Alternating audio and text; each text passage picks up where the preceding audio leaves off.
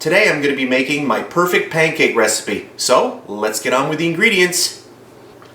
1 cup of all-purpose flour, 1 cup of milk, 2 tablespoons of vegetable oil, 2 teaspoons of baking powder, 1 tablespoon of granulated sugar, 1/2 teaspoon of baking soda, 1 teaspoon of vanilla, 1/2 teaspoon of salt, and 1 egg. So those are the ingredients, so let's get started. So the first thing, I'm going to get my egg in there. Just start breaking that down. All of my milk. Start whisking that up.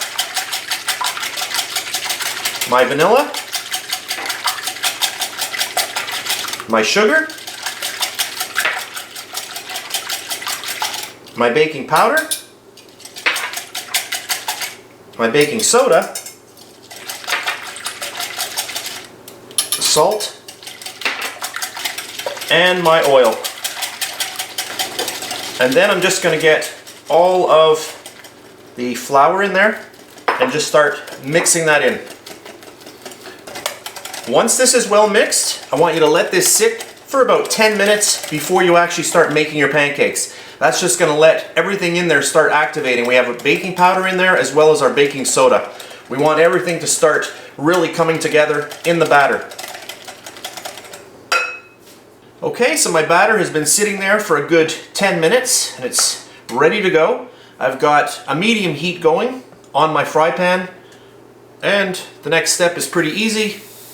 Just get it right into your frying pan, and we just want to watch for bubbles to start appearing on the top.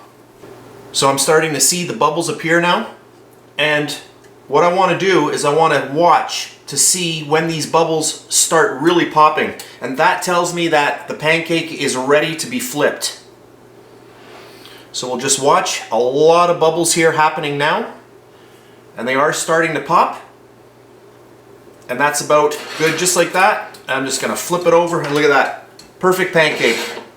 I'll just let that go for about 30 seconds to ensure that it's completely cooked on the other side, and then we're ready for our next one. That's perfect. I'll just get that one out, and I'll do another one. I'll just zoom in. So I've zoomed in, and let's do another one. So get our batter right on there, and what we're looking for are the bubbles. So we'll just let that go. Okay, I'm seeing a lot of bubbles now, and they're starting to pop. So at this point, flip it over, and there's another perfect pancake.